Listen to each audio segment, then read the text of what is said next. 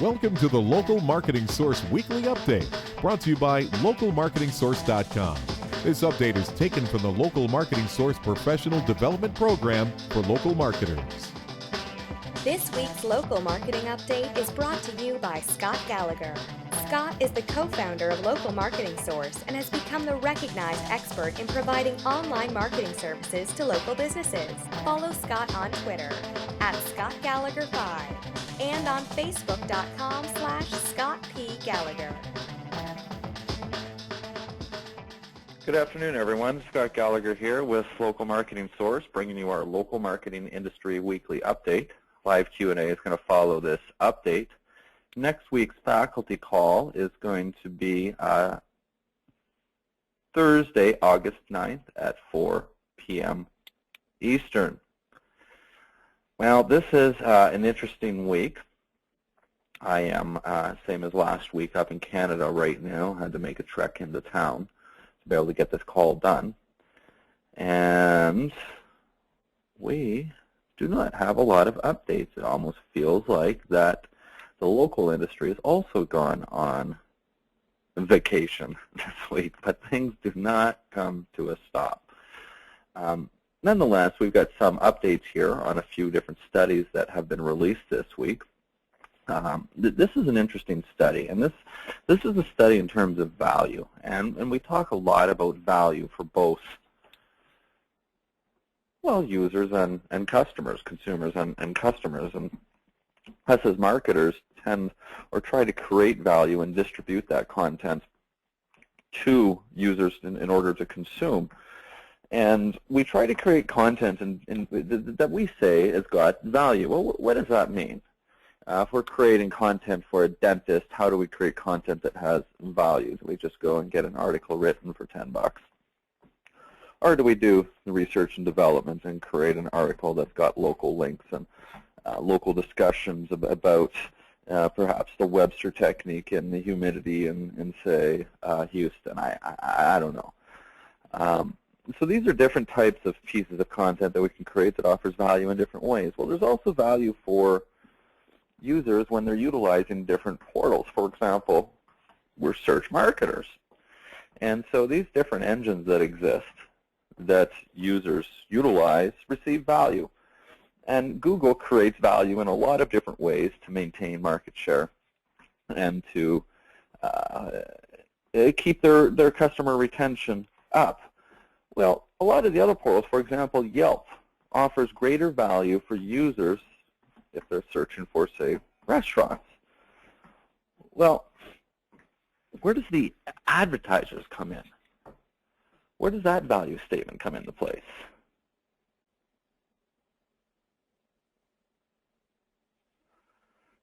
Well, advertisers have to receive value from the different portals that they would work with. For example, if we're an advertiser trying to advertise through paid channels on Google versus paid channels on Merchant Circle versus paid channels on Yelp versus, say, Yellow Pages. And so studies of value in terms or from the perspective of the advertiser have been released. And this is a study that Yellow Pages delivers value or greater value for advertisers. So we're going to talk a little bit about certain metrics here. Now, at the end of the day, qualified phone calls are what these businesses are looking for. So it'd be safe to say that a metric could be a cost per call. How much money needs to be spent in order to get a qualified phone call? Well, the average on AdWords on this study is $88. Well, if you're an attorney and you're converting 1 in 10 phone calls, that's going to cost you $880 for each new client. Well, if your average client is netting you $2,000 in revenue, to spend $800 in advertisements to get a new client is well worth it. However, in Yellow Pages, the latter, it's going to be $460 or $46 per call. Well, that's half the price. So it costs half as much on Yellow Pages to generate a qualified call. Now, one says, well, AdWords has greater exposure and whatnot. You'll get more phone calls. Well, this is a cost per call, so it doesn't matter. Volume is not a factor here. provided that one channel is generating. So you could be a lot more efficient, and at the end of the day, you know, a business is not measured on its revenue. A business is not measured, its success is not measured on the number of employees or its geographical size. All of that feeds the ego, and all of that feeds the top line. But at the end of the day, the business owner is in business for profit, money they can take out of the company and spend for themselves. And so looking at these two models here, volume is not always what we are looking for. We're always looking to fire customers. We're looking for higher qualified customers. And so Yellow Pages delivers a much greater value in that terms.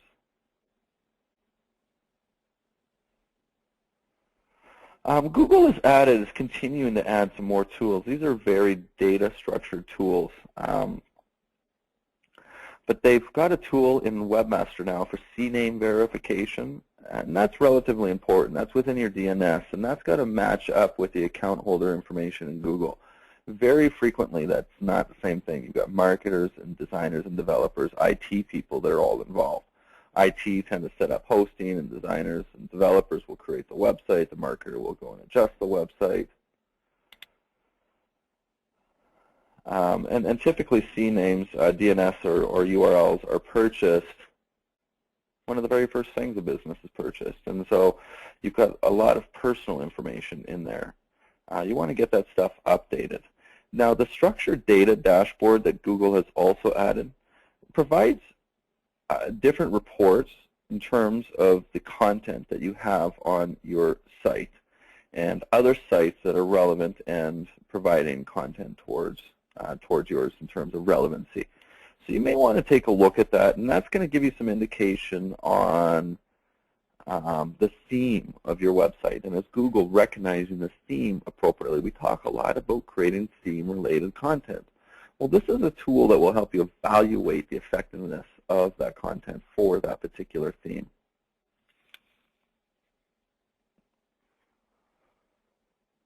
Now, Facebook and search. Search is really big, and Facebook has a huge amount of data. Last week it was announced by an individual at Facebook that they were not interested in search. And I talked about that for a little while, and it's interesting because they have the content and the information and the data to provide a very effective search engine. In fact, with their social signals, likely much more effective than Google's algorithm. So for them to come out and say, no, we're not interested, you know, you got to kind of question that a little bit. What exactly are they working with? Now, what's interesting is this week they came out and they have another statement that was made. And what I find interesting is in the statement they're talking about the marketing funnel. And in the marketing funnel, they're utilizing, in their statement, they're utilizing traditional marketing terms such as branding, customer awareness, product fulfillment. And so when you look at a marketing funnel, at the top of the funnel, businesses and companies, corporations are concerned about branding. Well, branding is, for example, Nike. It does a very good job at branding. We can take their logo, stick it on a wall, walk away 30 feet, and know exactly what that logo is and what company is. We can see a pair of shoes, and we know that that's a Nike shoe, McDonald's. And so these are certain things that we recognize. We can see the yellow and the red together in the shape of an M and recognize that that's McDonald's. And so McDonald's and Nike and Coca-Cola, businesses do different things to create brand awareness. Well, we utilize colors, we utilize fonts, we utilize logos, we utilize culture. And so branding is a very important piece at the top of the funnel. Well, that's something that Facebook wants to focus on. Now, as the funnel gets a little more narrow and narrow towards the bottom, you could take product fulfillment, for example. Google, what was it, 3 or 4 months ago, they said, we're going to offer home delivery. Well, that's product fulfillment. That's at the end of the funnel. And so Facebook has made a claim that they want to be able to monetize all the different steps within the marketing funnel for a business, everything from branding to product fulfillment. Well, what's involved? What's in the middle of that? Search. Search is a major piece of marketing. You don't find it in my marketing books because I bought them 12 years ago in 2000 or even earlier, 98. I graduated in 2000.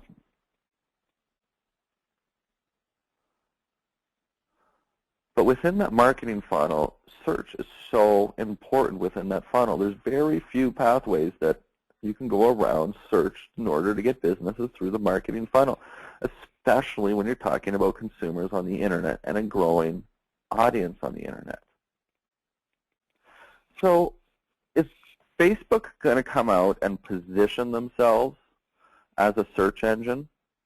No, that's probably unlikely, and that's probably what they're saying. But just like Google, that they've come out with a social network, are they really positioning themselves as a competitor to Facebook? No. They've got the components, they've got the ingredients as to what's important to be able to offer that.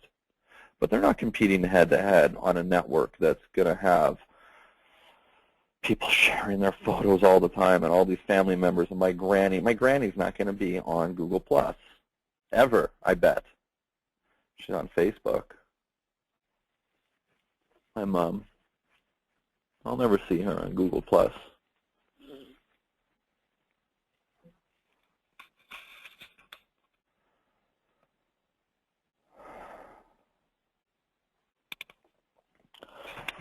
right. We've got some other updates here. Whether Facebook is going to get into search is what we were talking about. And it's likely that search is going to become a layer in Facebook and not a core product. At least that's my hunch. That's my gut, based off of what we're seeing here and what we're hearing. Now, you see, Facebook is a destination. We're already there. People are already there. They're already logged in on their phones. All we need is a powered local search. Just like embedded within Google+, Facebook needs that with their back-end algorithm. So are they going to get into search? I think they would be stupid not to.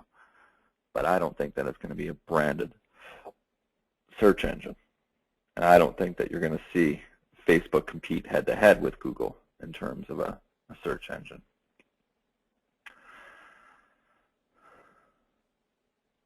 Well, folks, the goal of these weekly updates is to go 20 to 30 minutes long. Frequently, we tend to go 40 and 50 minutes, and we try to get it crammed in. At this point in time, I am looking at the clock and saying, well, I could talk for another 4 minutes. That's not hard to do, to be able to fill that time. But you can see the theme here that's transpiring. Is it social? You know, last week after I got off the call, I went and I had a conversation with my girlfriend. And I said, you know, honey, I thought it was kind of neat. During my call, I was starting to relate business to a relationship. And whether it's a relationship with a child or a relationship with a loved one, these are things that are built inside of us. I don't believe, I believe that we have an innate intelligence internally to love, but we've got to learn how to love others. And we've got to learn how to treat others. And in our society, with all the text messaging and all the media that exists and all the poor parenting habits that exist with all of these different children and different cultural groups around the country, that we tend to learn a lot of bad behaviors. And with those bad behaviors, we've got to be accountable for our actions, or we're not going to be successful. We've got to be able to listen to other people and validate their feelings. Well, as I was saying this to her, and I was saying, honey, I thought it was really neat that you can take these fundamentals, these things that are core inside of us, the most important things, that are core values of who we are, and flip that around and layer it over Facebook and layer it over Google and layer it over internet marketing. And all the same principles tend to apply. You could take the internet out and just layer it over business and business relationships with a business and a customer. All the same terminology applies. But why isn't this terminology in business books? Why aren't business books teaching a business to listen to their customers, to validate their concerns, and in turn provide different solutions or alternatives to move forward with that? Even at the age, as I grow up, in my mid-30s, I felt like I knew everything at 17 years old. And now I get on the telephone and I have people that listen. And I'm constantly learning. There's just an abundance of information. And so to sit there and say that this is the way that business needs to be conducted, because this is the way it's been, you're already in the wrong track. You're already following and replicating a lot of mistakes that exist out there. This internet marketing game is a lot easier than what people make it out to be. Stop looking for this low-hanging fruit and the easy way out to create links, to create exposure for these businesses, to get reviews. Get down to the reality, the nuts and the bolts of what make people who they are, with real feelings, real hearts, and real souls. Businesses that provide a good service and provide a good customer service and a good product to their customers are the businesses that are going to flourish. And it's our jobs as marketers to be that education channel, to be that rock, to be that arm that facilitate all of that flow of information.